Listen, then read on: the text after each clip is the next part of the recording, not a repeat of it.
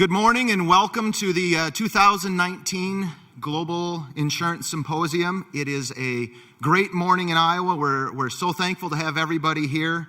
My name is Nate Skalhas. I'm one of the co-chairs this year along with Eric Askelson, and under the No Good Deed Goes Unpunished, being a co-chair also means we get to MC the event. Glad you're here. Great event for Iowa. If you don't know, Iowa was recently ranked the #1 state by the U.S. News and World Report, home to over 200 insurance companies, 80 of which are in Des Moines here, and supports nearly 85,000 people in the insurance industry. So a great event in a great state and a great city. Yeah, and as Nate noted, I'm Eric Askelson, his co-chair and partner in crime. We're very excited about the symposium this year and the lineup of speakers that we have. We have a variety of topics, and we'll be exploring over the next couple of days. Some really good information on an app that's available for the GIS. We want to be sure that you download that, and then you can also follow along using social media and the hashtag GIS2019. So we want to give a big shout out and thank you to our speakers, sponsors, and our partners in the symposium. But we most importantly want to thank you, the attendees, for being here bright and early this morning. And we look forward to having a great symposium and interacting with you, interacting with the speakers, and having a very enjoyable conference. Now it's my honor to introduce Kim Reynolds, our state's 43rd governor, who is working every day to ensure that Iowa's success is every Iowan's success. Whether it's improving health care and mental health access, preparing Iowans for in-demand jobs, fighting for education, or empowering our rural communities, the governor has proven by her actions that now is a time for us to join together and move Iowa forward. Personally, I've witnessed firsthand Governor Reynolds' deep commitment to public health and addressing the critical issues that each of us face on a daily basis. Whether it's establishing Iowa's first children's mental health system, addressing the stigma tied to substance abuse, or reducing opioid use, I can tell you that her priorities are changing lives and improving wellness for Iowans in all four corners of our state. Perhaps it's because she's a product of rural Iowa, or a proud mom of 3 daughters, or the grandmother of 10 very active grandchildren. But I believe the governor's unwavering passion for our state will never cease. Please join me in giving a warm welcome to Iowa's top executive, Governor Kim Reynolds.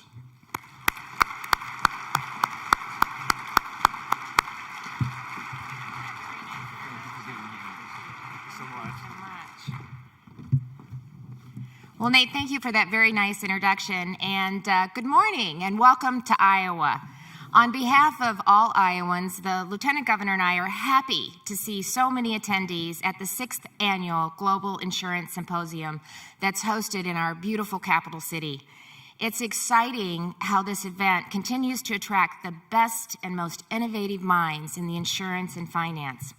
I know that's one of the reasons it just keeps getting bigger and bigger, and Commissioner Ommen tells me that we've set a record again this year, 700 attendees. So yay, that's great. Congratulations. Thanks for being here. We're also pleased to have such a unique mix of CEOs, regulators, commissioners, thought leaders, startups, students, and others participating this week. As one of the world's top insurance industry events, the symposium draws hundreds of industry leaders from across the state, our nation, and around the globe. The collection of flags on display just outside this ballroom honors our neighbors that are visiting from countries such as Canada, Germany, Israel, Mexico, Nepal, Rwanda, Singapore, Switzerland, and the UK. The conversations, connections, and ideas generated during this annual gathering give power to innovation, growth, and great opportunities in the insurance and finance sectors. The symposium also provides you with a chance to meet some of Iowa's brightest students who are part of the WAKI Apex program. This program, as well as a lot of programs like this, are major assets for Iowa. We've had Tim Cook, CEO of Apple, to multiple presidential cabinet members visit WAKI Apex to see firsthand how our state is developing highly skilled, adaptable, global innovators and leaders, where our business and industry partners are bringing real-world applications into high school and the classrooms. The Apex students have been working for months to help the planning committee make this year's event a success. So let's give those students a quick round of applause.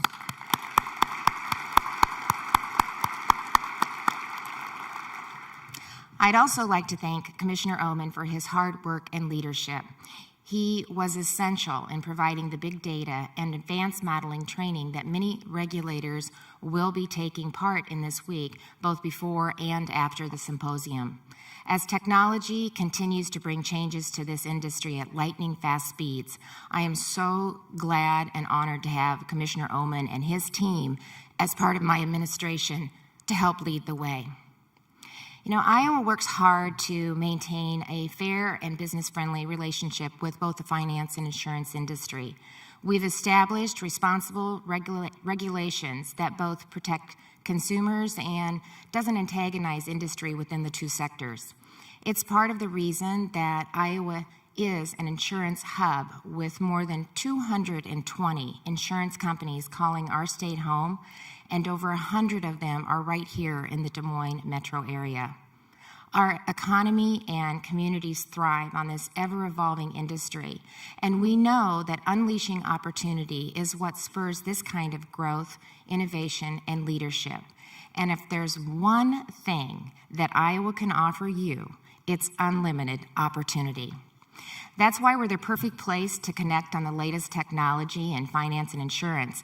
So if you're an insurer in another state looking for a new home, or even another country looking to expand your operations in the U.S., I want you to know that Iowa is open for business. Lastly, if you can't tell, the symposium, it's one of my favorite events of the year because it really is an opportunity for us to reveal the real Iowa to others. Iowa is one of the top-ranked states in the nation, and we're consistently ranked among the top 10 in the country in various studies for healthcare, opportunity, education, and quality of life.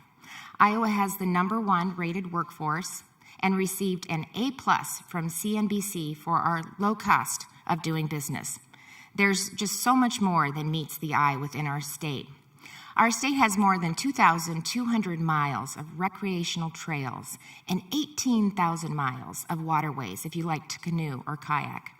Of course, as governor of a state ranked #1 for high school graduation and named best state in the nation for jobs, I just might be a little bit biased. But I hear time and time again from our visitors how impressed they are with our beautiful state and our Iowa nice reputation. But don't just take my word for it. I hope that while you're here, you find the time to get a taste of what Iowa has to offer. Thank you again for traveling to the heart of the United States for this event, whether it was from across the city or across the world. We hope you leave with new connections and fresh ideas to keep driving the insurance industry forward. Thank you, and have a great, great event. Thank you.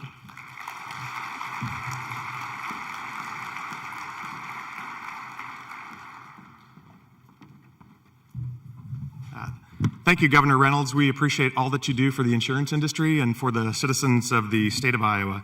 So I'm here to introduce Commissioner Doug Ommen.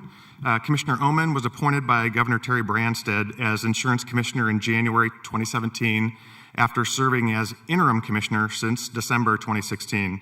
Commissioner Ommen has a strong and varied public service background. His dedication and desire to serve the public began in seeking justice for victims of fraud in the Missouri Attorney General's office, where as an assistant attorney general and then as chief counsel, he led the fight to protect consumers over the course of 3 decades. Commissioner Ommen served as Deputy Insurance Commissioner at the Iowa Insurance Division from August 2013 to December 2016. He also served in the Missouri Department of Insurance during 2005 to 2008, and as Missouri's insurance director, was instrumental in several key regulatory reforms. He currently serves as the chair of the NEIC's Life Insurance and Annuities Committee, the A Committee. Commissioner Ommen attained his law degree in 1985 from St. Louis University School of Law and is licensed to practice law in both Iowa and Missouri. So I've read that bio. We're very fortunate to have Commissioner Ommen in our state, in the role that he's in. We appreciate all that he does. I was actually going to ad-lib a little bit here. I wanted to joke a little bit about what I think is maybe the one character flaw that Commissioner Ommen may have. He moved from Missouri to Iowa, but I do believe he's still a Missouri Tiger fan. But I was talking last night to his lovely wife, Sharon, and she was telling me a little bit of a story about earlier in Commissioner Ommen's career during a game of pickup basketball where he slung an elbow pretty good and hit the mouth of the future governor of the state of Missouri and knocked his 2 front teeth out. So after I heard that story, I thought, you know what, maybe I'm not going to tease him about the Tigers, and maybe I'm going to give him a wide berth when I get out of his way at the podium here. One other piece related to that story, the governor, I understand as well, was quite an athlete back in the day, played some basketball as well. Governor, I would say that if you and Commissioner Ommen are playing any pickup basketball over the lunch hour, you might want to watch out for the commission's elbows. So anyway, thank you, and please welcome Commissioner Ommen to the podium.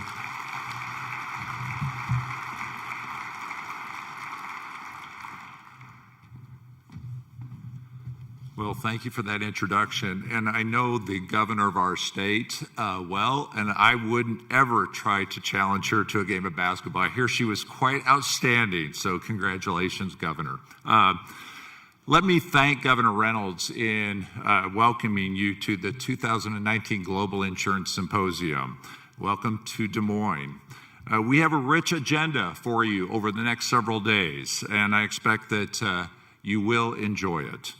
If you are attending GIS for the first time, let me give you a perspective on why we feel so strongly about events like the GIS, which is designed to challenge us to be forward-looking in innovation, in technology, in governing, in insurance, and forward-looking in regulation.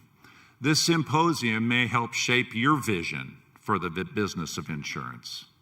You will hear a variety of perspectives about where we are headed and where we need to go.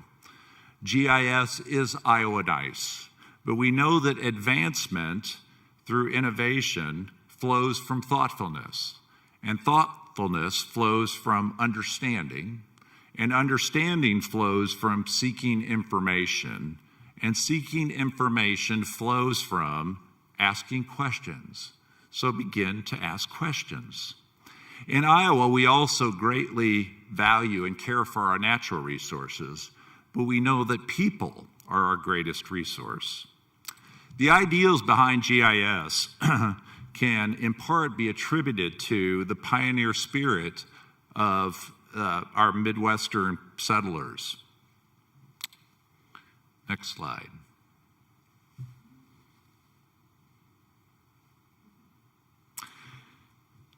The spirit is exemplified in the settlers who raised homes out of Iowa's sod and timber.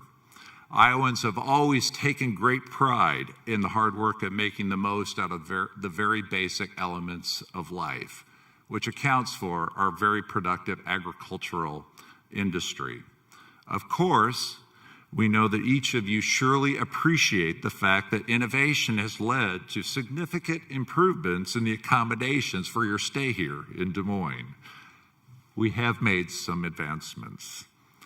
Iowa became a state in 1846, but it's noteworthy that the Iowa Territory established its Supreme Court 7 years before that year in 1839. Next slide. In its very first decision as a court, the Iowa Supreme Court ruled that Ralph Montgomery, a black man who was owned as a slave in Missouri, was a free man once he set foot in the state of Iowa, the territory of Iowa, and could not be forced to return to his owner. Iowa has always sought to look forward. Next slide. Astronaut Peggy Whitson of Iowa holds the American record for hours in space with cumulative hours of 665 days, 22 hours, and 22 minutes. Dr. Whitson will be back in Iowa on April 30th with Governor Reynolds speaking to young students about careers devoted to science, mathematics, and engineering. As you can tell, Iowans have always sought to reach the stars. Next slide. Governor Kim Reynolds understands the strength of character and integrity that is needed to break glass ceilings. She also understands, as do other Iowans, that leadership in this state means offering opportunity to every citizen to pursue the individual's highest potential. Next slide. Each of these qualities touch on a culture of innovation that you experience as part of GIS. Opportunities to harness ideas to increase value for consumers and for insurance companies. Next slide. As a regulator, in the context of discussing innovation, I often hear the phrase, "I worry that," or "I'm concerned that." The problem is that worry leaves us, and more importantly, it leaves consumers with the same old results, while the rest of the world moves forward with speed. We need to be bold and not be afraid to think differently. George Washington Carver, who attended Iowa State and applied innovation across agriculture, once offered advice that I believe is helpful to us in our times. Since new developments are the products of a creative mind, we must therefore stimulate and encourage that type of mind in every possible way. So at GIS, we ask questions and seek understanding. We look for answers, and we devote very little time to worrying about what we do not yet know. So we look for the possible in what some might describe as the impossible. Next slide. So, whether considering insurtech, public policy, customer service, or international regulation, the Global Insurance Symposium is intended to be a place to encourage creative minds to engage in open discussion to find a better way. So thank you so much for being here and joining us. Enjoy your time at GIS, make a connection, and discover a better way to do insurance. Thank you very much for being here.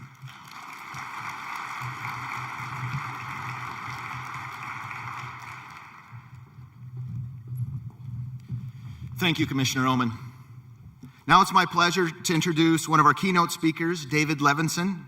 He is the president and CEO for LIMRA, LOMA and LL Global. In this capacity, he is responsible for leading the world's largest association of life insurance and financial service companies, representing more than 1,200 financial service companies across 60 countries. Most recently, he was a principal at Edward Jones and served on its management committee from 2015 to 2018. He was responsible for all products distributed through its network of 17,000 advisors in the U.S. and Canada. He also served as president and CEO of Hartford Life, KK in Tokyo, where he is responsible for leading the largest annuity provider in Japan. David served on the LL Global brand of directors in 2012. He also was a charter chair for the LIMRA LOMA Secure Retirement Institute Board of Directors when it was first established in 2014. He's been a busy guy, and he's here with us today to share his thoughts on the industry. Please welcome David Levenson. Thanks, Nate. Good morning, everybody. Nate and Eric and everybody involved with the GIS, thank you for having me. I've been in this role for about 3 months now. I've never followed a governor and a state insurance commissioner, so this is a tall order. Very impressive what's going on in Des Moines and in Iowa. I spent most of my career in Hartford, as you know, a little bit of competition, right, as far as what is the insurance capital of the world. I'd like to think that both can be insurance capitals of the world, and I think that would probably be pretty good for our industry, as I think there's a lot of growth ahead for us. Let me tell you a little bit about what I'd love to do today. I'm going to give you some basic statistics, and you'll see a lot of statistics from LIMRA. But I'm going to start with what's going on in the life space. I'll talk a little bit about what's going on in the annuity space. But then I'm going to get a little bit more into demographics, consumer sentiment, distribution, regulatory, and I'll close with some innovation. I think the comment that same thinking results in same results is something that our industry certainly needs to address. I'm going to try to do that all in the span of 30 minutes, so work with me. There's a lot of change coming, and I think all of you, whether you're on the regulatory side, whether you're on the company side, whether you're supporting the industry in some way, shape, or form, or aware of that, I always reference the Chinese symbol for change is made up of two characters. One character which means danger, and the other character means opportunity. So when you put them together, you get change. And all we do at LIMRA is we share the stats, we share the facts. It's up to you to really think about whether this is a dangerous fact or whether it's an opportunity. Okay? And with that, I think our industry mission is pretty clear. It's all about the customer. It's all about helping people achieve their financial security throughout their results. So let me give you a snapshot, again, just for some grounding as it relates to the life space and the annuity space. So here's the life insurance market as it relates to annualized premium going back to 1998. And if you go back 20 years, you might see a little bit of growth, right? So the blue bars represent premium, and on an annualized basis, it's 1.6% per year. If you go back 10 years, it's flat.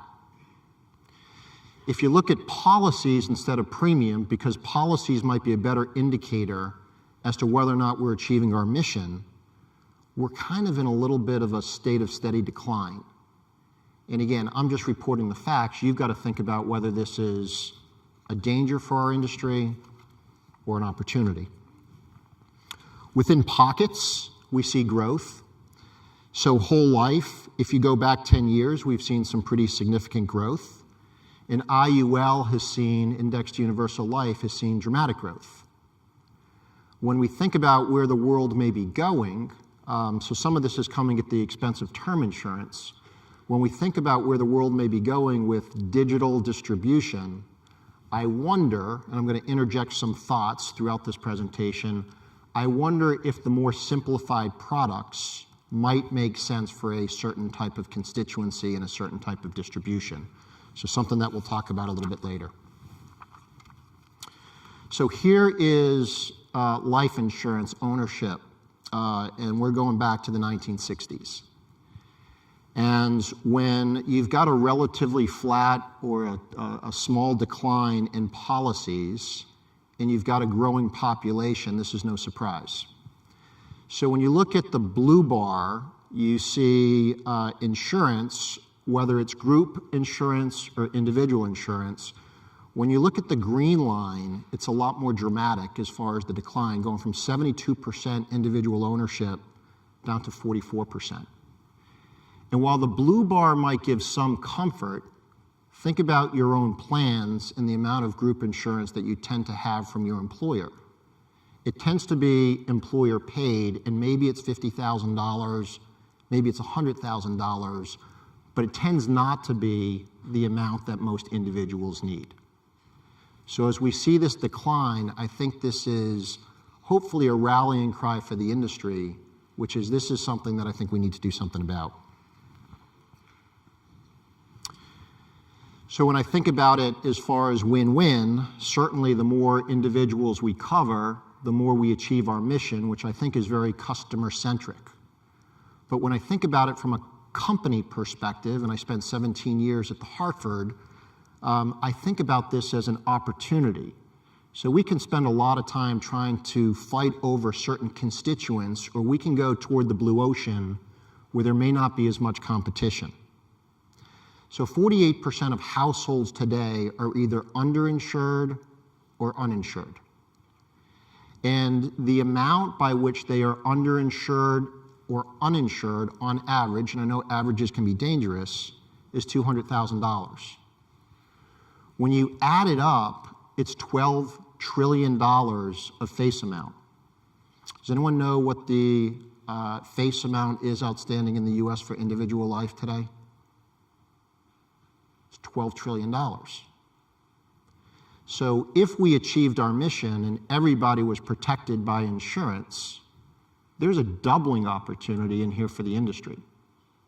So as we think about historically growing at 1% or less, the blue ocean, may present enormous opportunity.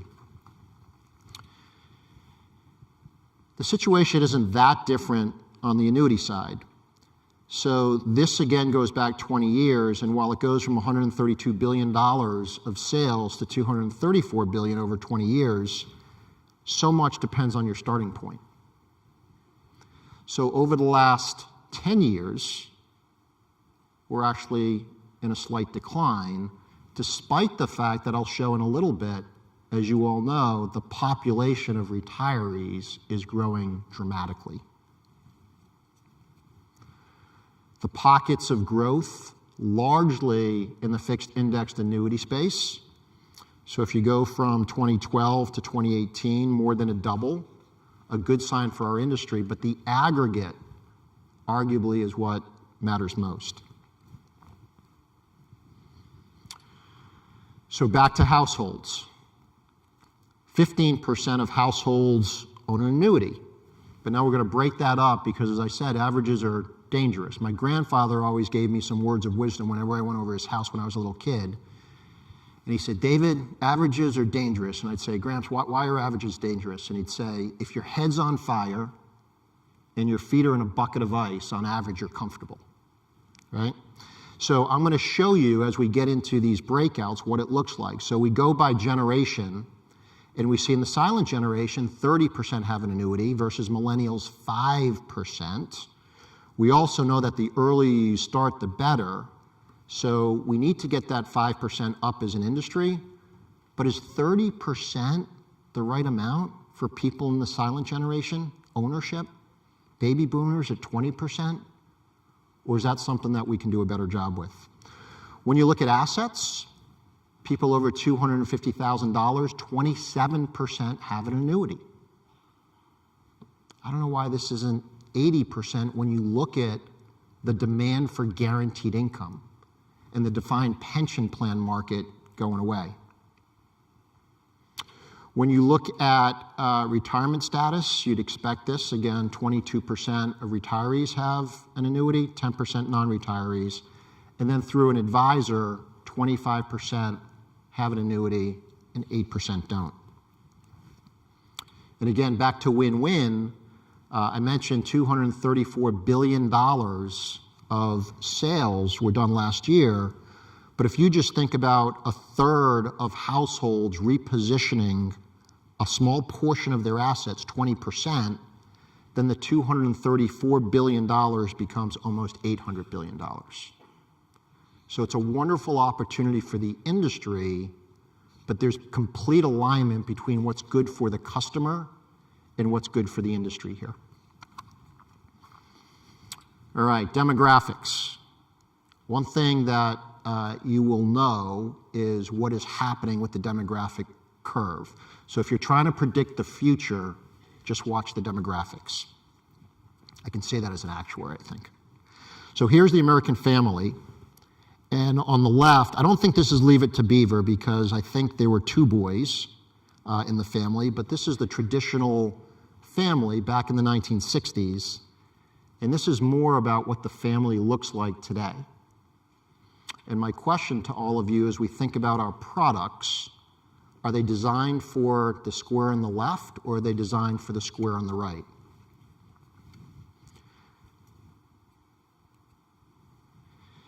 The US is more racially and ethnically diverse. If you look at the green, that's the Hispanic population. And this is going back to 1960, and this is what's going to happen over the course of 100 years. Our country is going to go from 4% Hispanic to 31% Hispanic, an almost negligible percentage in the Asian American population to almost 10%. And different ethnicities may have different needs and may have different philosophies. And again, the question is, how are we supporting a more racially and ethnically diverse country? Changing role and status of women.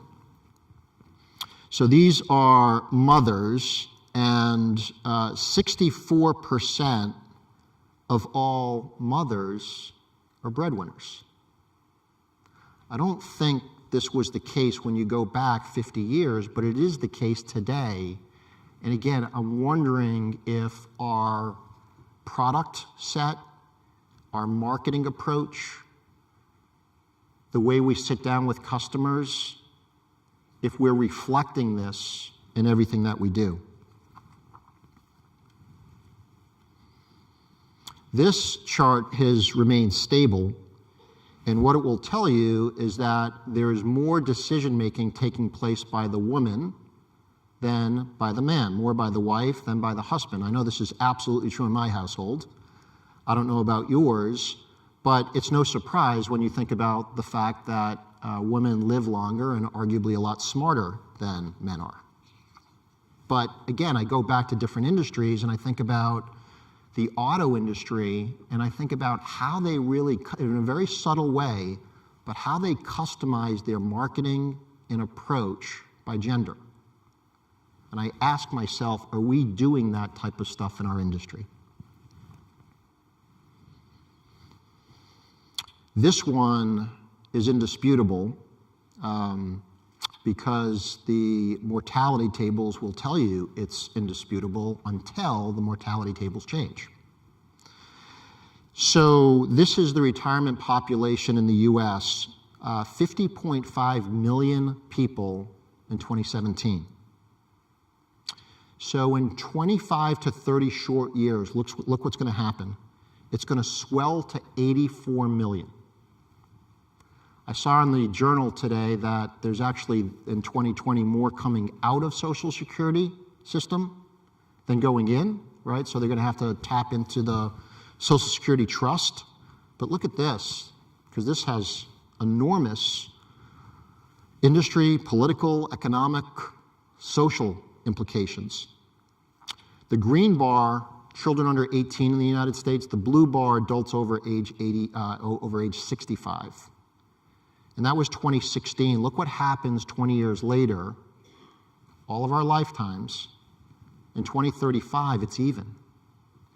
And then fast forward another 25 years, and look what happens.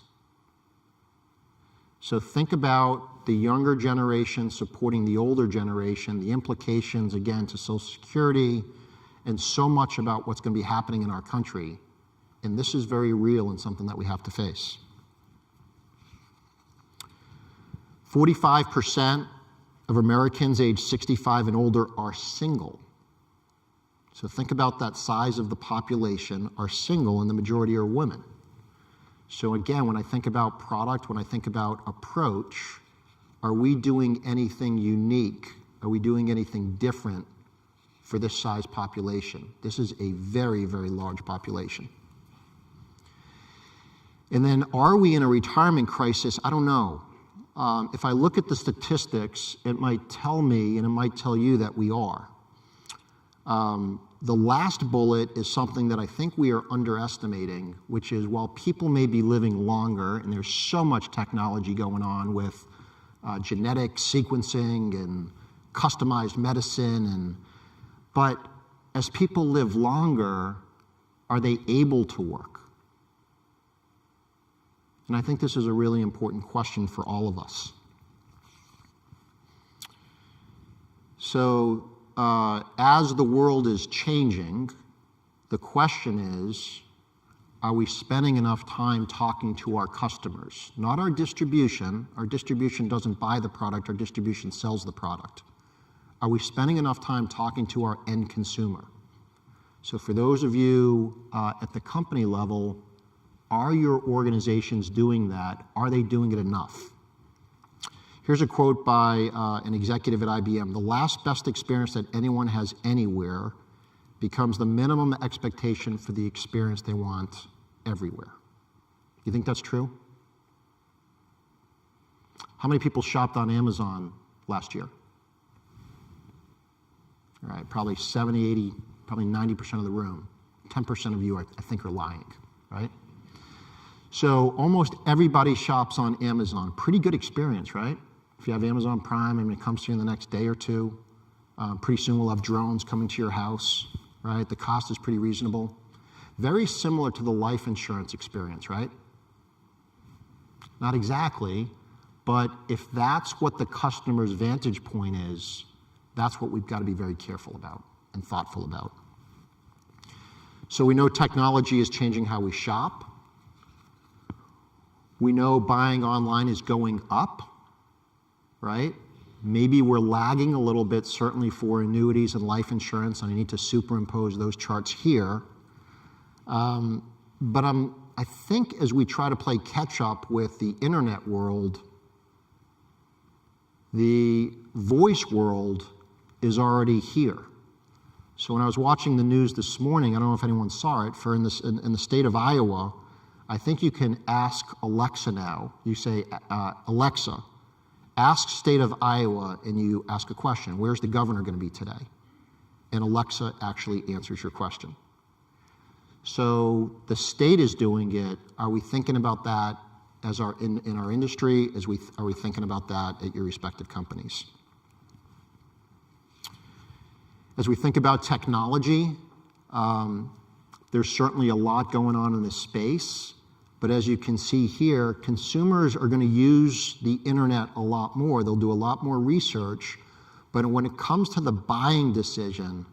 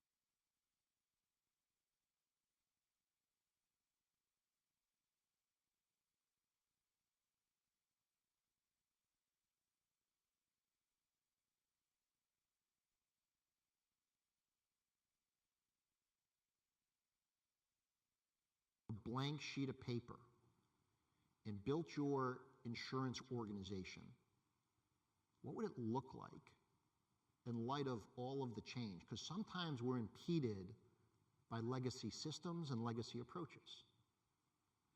And if the answer is, oh my gosh, it would look so different than it looks today, then the question is, what are we doing about it? So let me close. How many here are LIMRA members? Okay, a number of you. And how many are active users of the LIMRA research? Okay, less of you. I would encourage all of you to go to limra.com and just take a peek at what we've got. Because, again, this is designed to be very objective, unbiased research to help all of you. So what is Annuity Compass and Life Compass?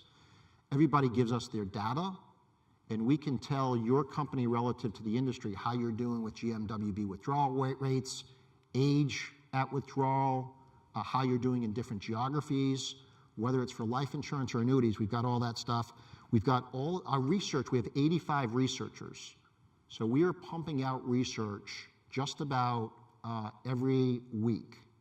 And we're trying to do a lot more on the partnership side because there's greater demand for our research. So look for us to partner with different academic institutions, look for us to partner with a lot more consultancies, and try to get in the hands of our members a lot more research. It's not just the research, though. We're trying to help our industry with education. We have FLMI exams. There are 100,000 FLMI takers and certification. So for those of you new to the industry, please look at our FLMI exams. We're trying to help the industry with fraud prevention. I think fraud is going to become a bigger concern.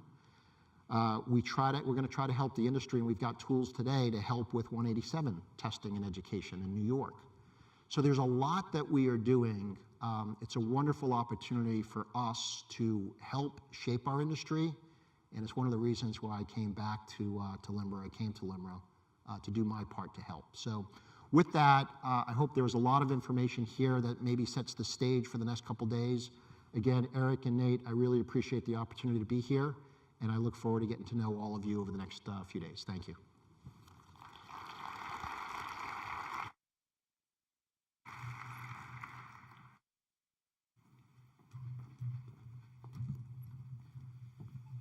Thank you, David. Lots of interesting information, challenging questions that we all wrestle with on a daily basis, and if we're honest with ourselves, probably not doing as well as we all could. At this point, we're going to take a short break. You can grab a snack. There's coffee downstairs, and we're going to move to the breakout sessions, which are one floor down, and there's signs down there to direct you to those rooms. Thanks.